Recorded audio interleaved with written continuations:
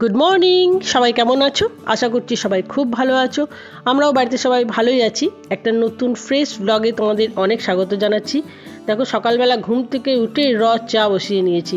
আর এখন সময়টা কিন্তু অনেক হয়ে গেছে, বেশ সুন্দর আলোও ফুটেছে, তবে বাইরে একটু ঠান্ডা ঠান্ডা ভাব আছে।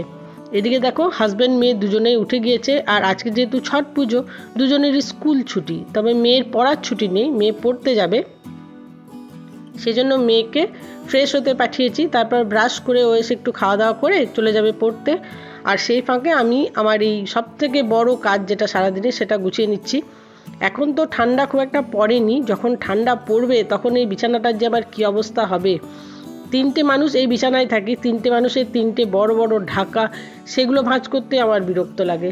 আর দেখো, এমনিতে বালিশ কতগুলো, তো সমস্ত কিছু আস্তে আস্তে গুছিয়ে নেবো। আর ওদিকে মেয়ের তো ফাইফরমাস আছেই, মা এটা পাচ্ছি না, মা ওটা দাও, মা এই জামাটা পরবো কিনা।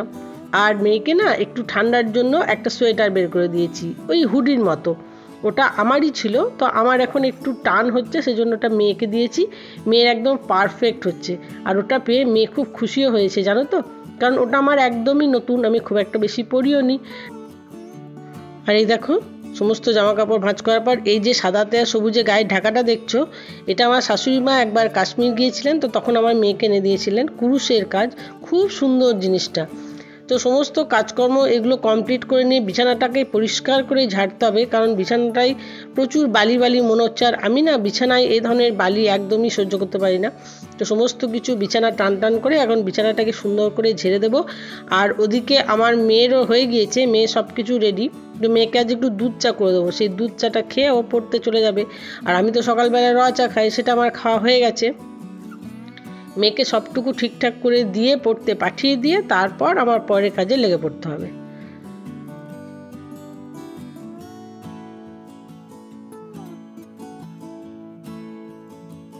দেখো, জুহু রেডি হয়ে গেছে, আর জুহু এখন পড়তে যাচ্ছে ওর দাদুর সাথে।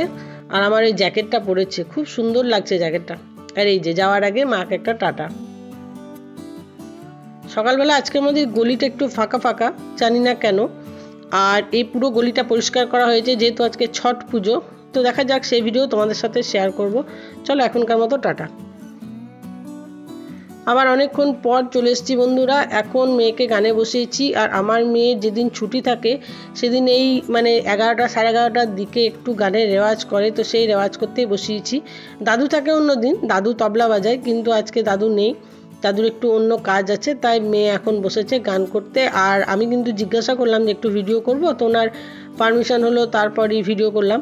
আর এখন ঘড়িতে কটা বাজছে দেখবে, দেখো 11:15 বেজে গিয়েছে। ওদিকে রান্নাঘরে আমার রান্না হচ্ছে, তো তোমাদের সাথে শেয়ার করব কি কি রান্না হলো। আপাতত চলো মেয়ে একটু গান বাজনা করে নিক। আর মেয়ের কাছে এখন একটু না বসলে ওরই খারাপ লাগবে, কেউ একজন বসলে তখন ও ঠিকঠাক গানটা করে। তো ওর গানটা শেষ হয়ে যাক, তারপর তোমাদেরকে দেখিয়ে দিচ্ছি যে আজকে দুপুরে কি কি রান্না হয়েছে। এখানে দেখো বন্ধুরা, সমস্ত খাবার দাবার রেডি, তো নিয়ে চলে এসেছি তোমাদেরকে শেয়ার করার জন্য। সবার আগে দেখিয়ে নিই, ভাত হয়েছে।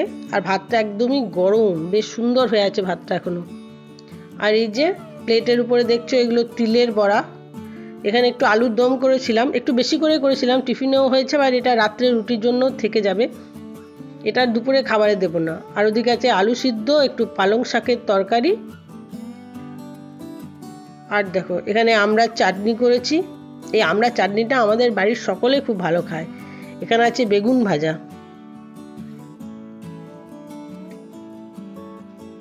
আর এদিকে দেখো, এখানে আছে মাছের ঝাল। ঠিক আছে। আর যে জিনিসটা ছাড়া আমাদের রান্না কমপ্লিট হবে না, সেটা হচ্ছে ডাল। এই হলো আমাদের আজকের দিনের রান্না। তো মেনুগুলো কেমন লেগেছে আমাকে প্লিজ একটু কমেন্ট করে জানিও। আর ওদিকে দেখো, আমাদের বাড়িতে কিছু লোকজন লাগিয়েছি। এই যে মেঝের মাটিগুলো সমস্ত ক্লিয়ার করতে হবে, কারণ এখানে বালি ভরতে হবে, মিস্ত্রি দাদারা সেরকমই বলে গিয়েছেন। এই নতুন বাড়ির মেঝে করার জন্য অনেকটা গর্ত করতে হবে, তো সেরকম কিছু লোকজন লাগানো হয়েছে, যারা এই মাটিগুলো ক্লিয়ার করছে, মাটিগুলো তুলে নিয়ে বাইরে অন্য কোথাও ফেলে দিচ্ছে, ওই নদীর ধারে বা অন্য কোথাও। আর এই যে আমাদের বাড়ির এই সাইডের এই জায়গাটায়, এটা কিন্তু আমাদের জায়গা নয়, তো এখানে মাটিগুলো রাখা হয়েছিল, তো সেই মাটিগুলো তুলে নেওয়া হচ্ছে। আর এই যে বাগানটা কি খারাপ লাগছে দেখে, তো এই মাটিগুলো তুলে নেওয়া হচ্ছে আমাদের লোকজন লাগিয়ে, কারণ আমরা আমাদের প্রয়োজনে রেখেছিলাম, তো তাদেরও এখন প্রয়োজন, তাই এই পুরো রাস্তাটা ক্লিয়ার করে দেওয়া হলো। তো এই হলো মোটামুটি আজকের দিনের কাজ। গুড আফটারনুন বন্ধুরা, দেখো সেজে গুজে মা মেয়ে মিলে বেরিয়ে পড়েছি। নদীতে যাব ছট পুজো দেখতে। নদীর ওখানে বিশাল ধুমধাম করে ছট পুজো হচ্ছে, আর আমি আজকে এই শাড়িটা পরেছি। এটাও এবছর দুর্গাপুজোয় আমার মা দিয়েছে। তো শাড়িটা বেশ ভালো, একটু অন্যরকম কালার, আমার খুব পছন্দ হয়েছে। আর আমার মেয়ে তো সবসময় এরকম ছেলেদের ড্রেস পরতেই বেশি পছন্দ করে। তো এখন নীলাম্বরী হয়ে যাচ্ছি নদীর ঘাটে ছট পুজো দেখতে, আর তোমাদেরকেও একটু দেখাবো, চলো আমার সঙ্গে। আমাদের বাড়ি থেকে যেহেতু নদী খুব একটা দূরে নয়, তাই পায়ে হেঁটে খুব চট করে চলে যাওয়া যায়।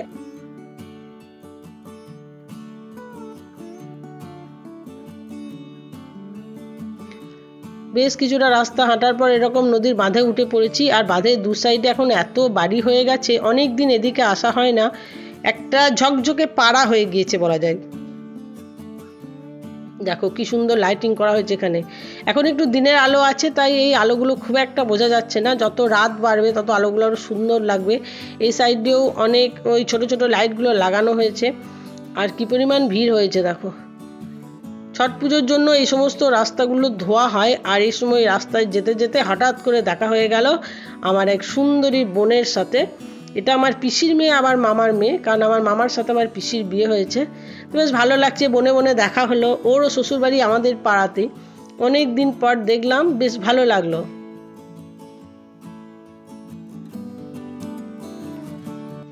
দেখো বোনের সঙ্গে দেখা করে বেশ কিছুক্ষণ গল্প করে এখন যাচ্ছি নদীর ঘাটের দিকে।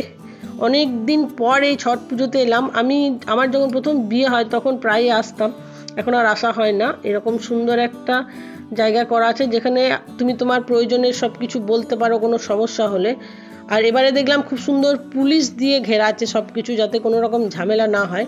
আর এই ধারে আমাদের পাড়ার অনেকেই বসে আছে। আর এখানে দেখো দুই সুন্দরী বসে আছে, যারা ক্যামেরার সামনে মুখ দেখাতে খুবই লজ্জা পাচ্ছে।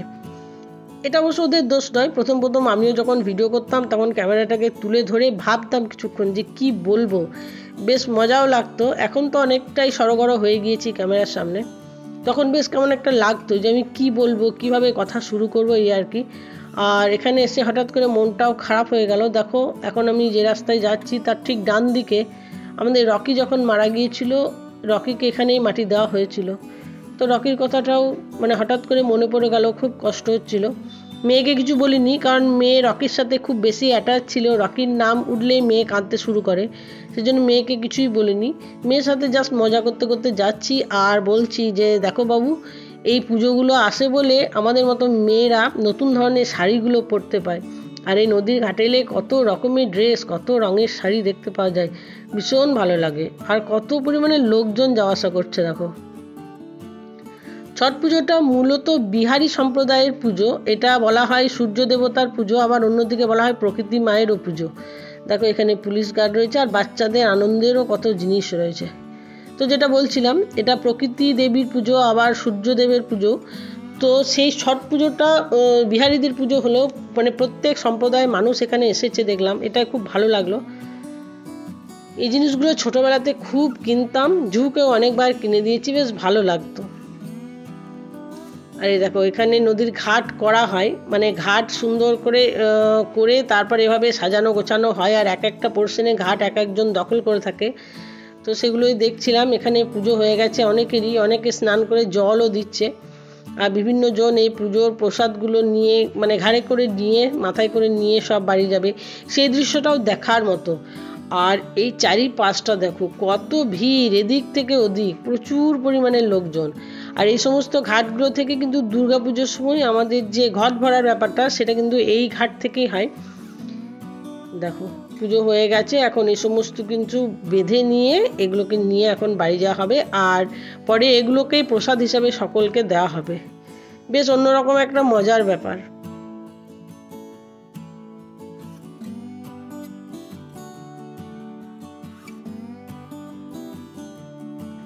এদিকে ছট পুজো প্রায় শেষের পথে, অনেকক্ষণ এসেছি নদীর ঘাটে। আর এদিকে দেখো লোকের ভিড় কীরকম, তোমাদেরকে একটু দেখিয়ে দিই ক্যামেরাটা ঘুরিয়ে চারিদিকটা, যে লোকের ভিড় কীরকম হয়েছে। আর চারিদিকটা কেমন দেখো, একটু কুয়াশা কুয়াশা ভাব। নদীর ঘাটে এসে একটু একটু ঠান্ডা লাগছে, খুব একটা ঠান্ডা লাগছে না, একটু একটু লাগছে। আর এই যে কি সুন্দর লাগে না এইভাবে ঘাটগুলোকে সাজিয়ে রাখলে, ভীষণ ভালো লাগে।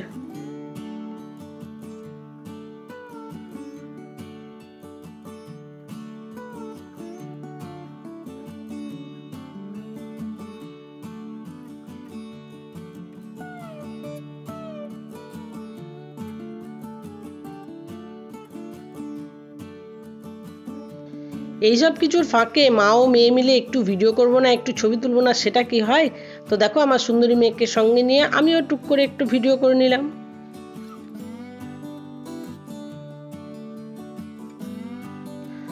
আজকের এই ছট পুজোর দিনে ঘাটে এসে একটা জিনিস আমি খুব ভালো বুঝতে পেরেছি। এই দেখো সামনের মানুষজন কত আনন্দ করে কথা বলছে, অনেক দিন পর এনাদের দেখা হয়েছে। তার মানে এই সমস্ত জায়গায় এসে বহু দিন পর বহু চেনা অচেনা মানুষের সাথে দেখা হয়, বেশ ভালো লাগে। আর ছট পুজোতে তো আখ লাগে, এই আখকে আবার প্রসাদ হিসাবেও দেওয়া হয়, তো সেই আখও নিয়ে যাওয়া হচ্ছে। প্রচুর মানুষের সাথে দেখা হলো আজকে, যাদের সঙ্গে হয়তো অনেক দিন দেখা হয়নি, তো বেশ ভালো লাগছিল। আর এখানে একদল বাজনা করেছিল, এখানে ঢাকও হয়েছে, দেখো ঢাক বাজিয়ে যাচ্ছে ঢাকি দাদা। আর ওখানে দূরে এক জায়গায় দেখলাম বাজনা হয়েছে, কেউ একজন বাজনা করেছে, তো বেশ অন্যরকম একটু লাগছিল, খুব এনজয় করছিলাম। তো এখন বাড়ি ফেরার পালা, অনেকটাই অন্ধকার হয়ে এসছে আর মেয়ে যাবে পড়তে, তাই আমি বেশি দেরি করতে চাইছি না, কারণ বাড়িতে গিয়ে ওর কিছু টাস্ক আছে সেগুলো করবে, খাওয়া দাওয়া করবে, তারপর ইংলিশ পড়তে যাবে। যদিও আমাদের পাড়াতে ইংলিশ পড়ে, তবুও মেয়েকে তো যেতে হবে, সেই জন্য এখন বাড়ি ফিরে যাচ্ছি। আর মনে হচ্ছে যেন একটা জনস্রোত, প্রচুর পরিমাণে লোকজন, দেখো প্রচুর মানুষজন এখন ফিরে যাচ্ছে।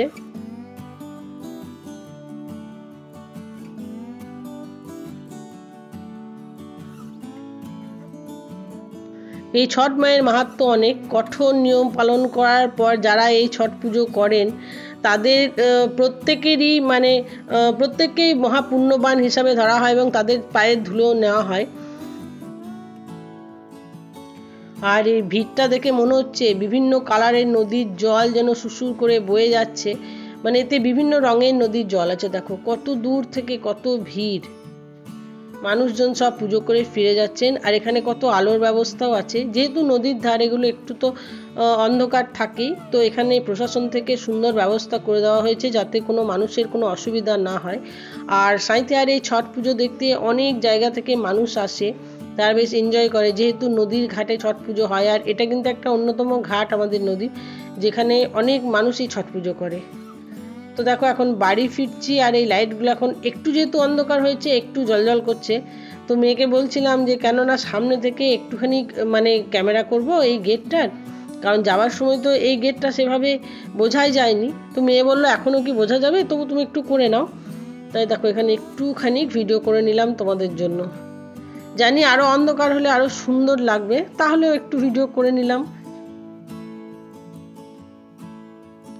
এদিকে দেখো নদীর বাঁধে হাঁটতে হাঁটতে এই যে জায়গাটা দেখাচ্ছি, এটা কিন্তু আমার মেয়ের জীবনের প্রথম স্কুল। এটা একটা অঙ্গনওয়াড়ি সেন্টার, কিন্তু এটা এত ভালো একটা অঙ্গনওয়াড়ি সেন্টার, যে কোনো ভালো ভালো নামি স্কুলকে হার মানিয়ে দেবে। তো এখানেই আমার মেয়ে প্রথম পড়তো। যখন আমার মেয়ের প্রথম 3 বছর বয়স হয় তখন এখানেই দেওয়া হয়েছিল, আর প্রায় মেয়েকে নিয়ে এখানে আসতে হতো। তো সেই জায়গাটাও দেখছিলাম, মেয়েকেও দেখালাম। আর এই যে রাস্তাটা দিয়ে যাচ্ছি, এই জায়গাগুলো আগে পুরো ফাঁকা ছিল, একদম নির্জন, কেউ আসতে ভয় পেত। তো আজকে যখন অনেক দিন পর এই জায়গা দিয়ে পেরিয়ে আসছি, তখনই মেয়েকে বলছি যে দেখ এই জায়গাটা কত সুন্দর একটা পাড়া হয়েছে, কত বাড়ি ঘর দুয়ার হয়েছে, আর প্রায় বাড়ি ঘরগুলোই নতুন তৈরি হচ্ছে, এখনও রং হয়নি। তো বেশ ভালো লাগছিল, কনস্ট্রাকশনগুলো বেশ সুন্দর লাগছিল। তো এটা দেখে আজকের ভিডিওটা শেষ করছি বন্ধুরা। ভিডিওটা ভালো লাগলে লাইক, কমেন্ট, শেয়ার আর সাবস্ক্রাইব করে দিও। আর আমাকে ইনস্টাগ্রাম ও ফেসবুকে ফলো করতে ভুলো না, লিঙ্ক ডেসক্রিপশনে দেওয়া আছে। তো চলো আজকের মতো টাটা, দেখা হবে নতুন ভিডিওতে।